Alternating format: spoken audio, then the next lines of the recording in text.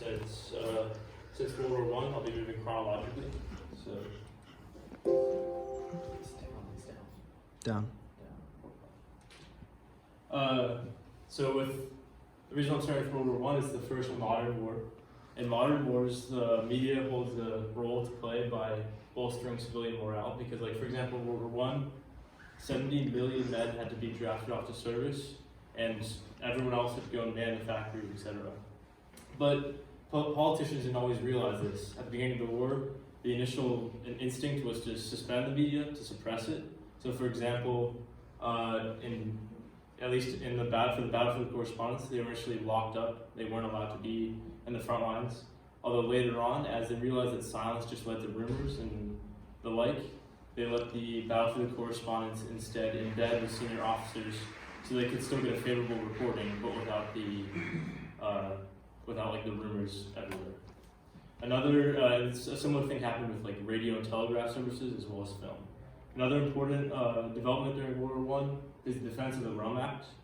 Essentially what happened is after something was published, you could then get in trouble and get harsh penalties set. So like an if in doubt, ask the censors, like motto was established among the press. At the end of the war, the public opinion was that the media had prolonged a futile war of the military, but even though like the Times in London said that war had become stupid and the like. Okay, so World War II, it's very similar in the censorship at least. At first, the instinct again was to suppress. So there was this time where in London, the presses were talking about how the British were printing about how the British Expeditionary Force was dispatched to France, and these newspapers were being stolen right out of commuters' hands so that they couldn't read them. But once again, the silence was not a good thing, but instead it was now foreign broadcasts, enemy broadcasts from Germany and parts of France and the like, that were reaching England in particular from radio, because now technological advances had made it so the radio's range was much larger. So once again, they went back to what this time they called strategies of truth, where they flooded the information market with basically semi-truthful. It wasn't always truthful, but in general it was. Similar censorship happened.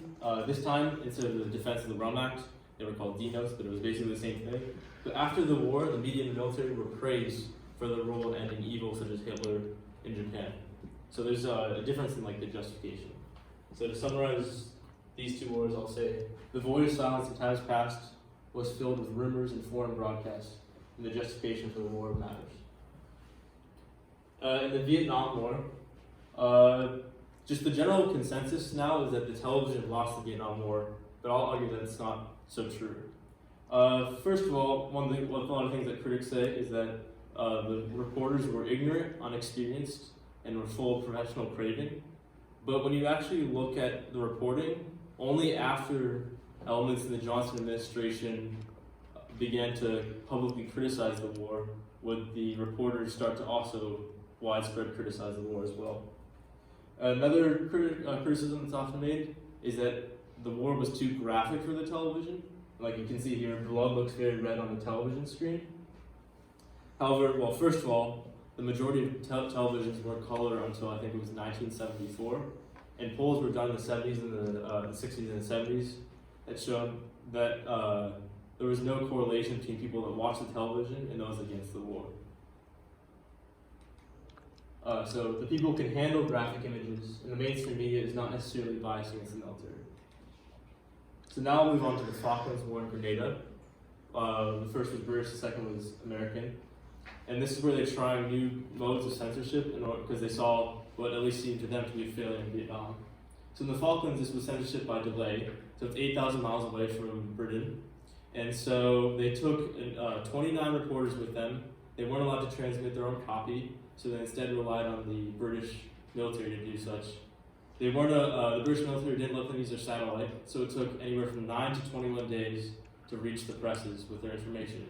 So, and what happened is that the less favorable news, such as the bayoneting of prisoners of war, didn't reach for the 21 days, and the better news reached in like 9 days or so. In Grenada, it was censorship by Axis. So the reporters were stuck on the neighboring island of Barbados.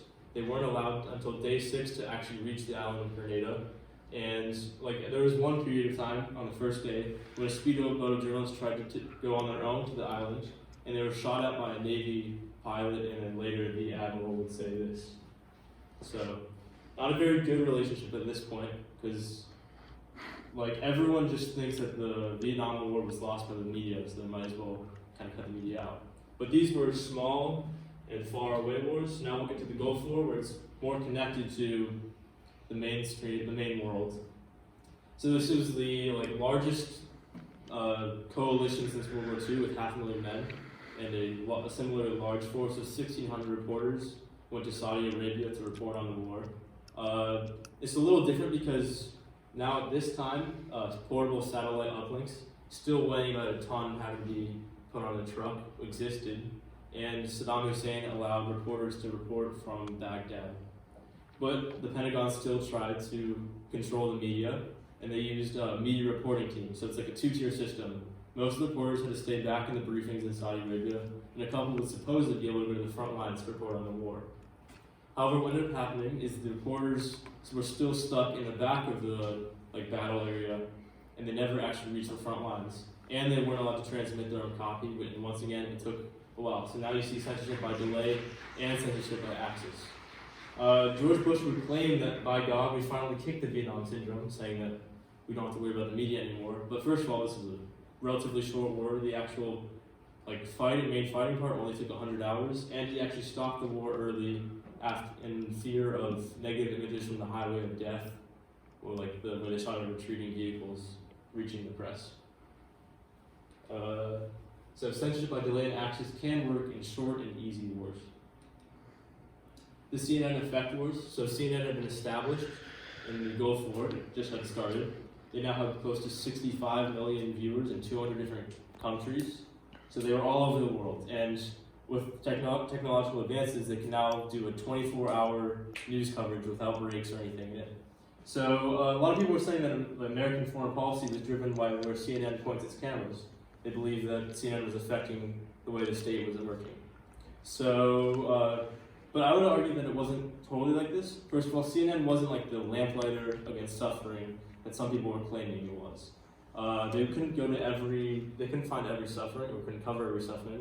For example, the Rwandan genocide, they were covering instead the inauguration of Nelson Mandela. And at the same time as the famine in Somalia, which was aided by American troops, there was also a famine in Sudan that just was not. They also just as they were stimulus to get into a war, they also got out of wars by, in Somalia, we got into wars by starving children. We got out of the war due to seeing a U.S. Army Ranger being dragged through the streets.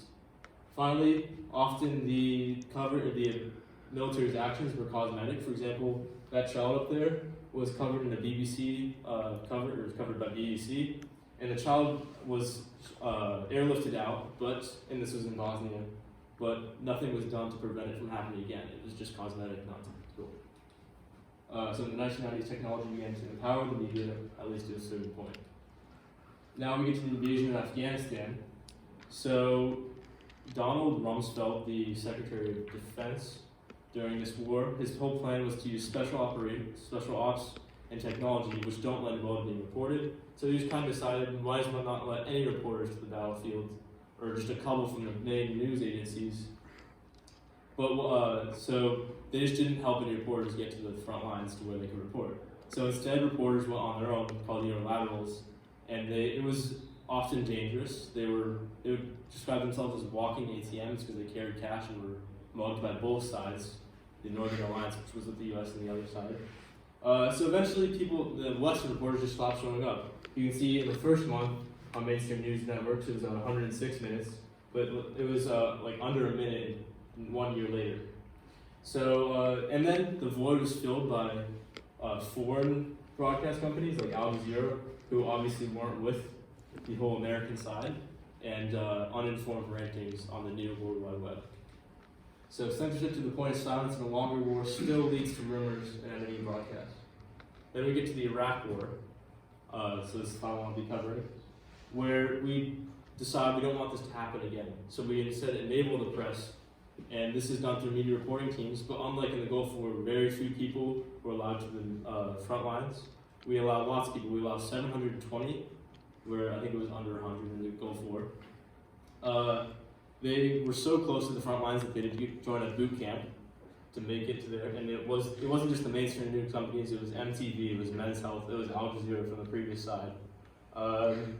They would even help scope out targets. So you see like the empathy, and it worked well. It was a win-win-win for the public, the military, and the media, and over 80% of Americans approved of this.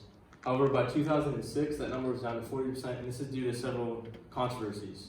There was no weapons of mass destruction found, and particularly what most historians claim is that the prison scandal and Abu Ghraib just kind of lost the legitimacy of the American government and American media, military. So openness to the media works, but the justification for the war is still required.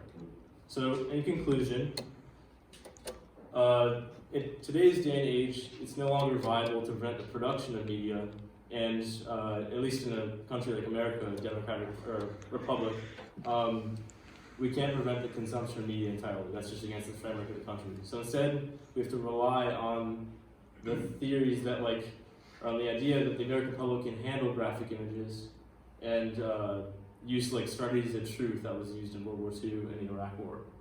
But we also have to avoid controversy. It didn't work well. The Iraq War was great and had 80% approval until controversies we need to avoid and keep the war legitimate.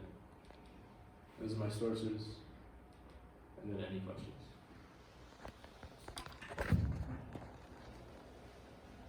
Yes. You talk about censorship by access. How do you think the explosion of social media, Twitter and Instagram, and anybody with one of these can become a citizen journalist and take pictures and upload them, take videos and upload them? How does that affect maybe the regime's control over the story of the narrative? I think that's a great example of how I was trying to say that at the end, or now in today's day and age, you can no longer prevent all production of the media. It doesn't even have to be just Western media, just from anyone with a phone or someone around the world who can now broadcast it on the World Wide Web. So I believe it's basically impossible to get censorship by access or delay in today's day and age. Instead, you need to focus on filling the news with truth. Obviously, you can't hurt the operational security of the military, but you need to get as close as you can. Any other questions? So you said that one of the strategies that made sense to you was the strategies of truth of World War II. But then you also, when you're covering World War II, indicated that there they maybe stretched the truth a little bit or misrepresented things at times. Is it acceptable for the government to do that? Or is that sort of outside the scope of your thesis? It's a big question. So, just to be clear, so in World War II, for example, one thing they did is they inflated casualty statistics and then were giving them so that it seemed like we were taking the same number of losses as our allies. So, I think that ultimately, I would say, morally, it's a bad idea, but I think it's wartime and you can't always. I think there's definitely a line you can cross, and I don't know how to define that line, but that you shouldn't cross. But I think that I could stand up here and say that you shouldn't lie, but it just isn't possible. Your question? Yes, what was the Jews' position during the Korean War? So I skipped the Korean War. I just meant to say something about this. So World War II, or during the Korean War, there wasn't much technological advancement since World War II.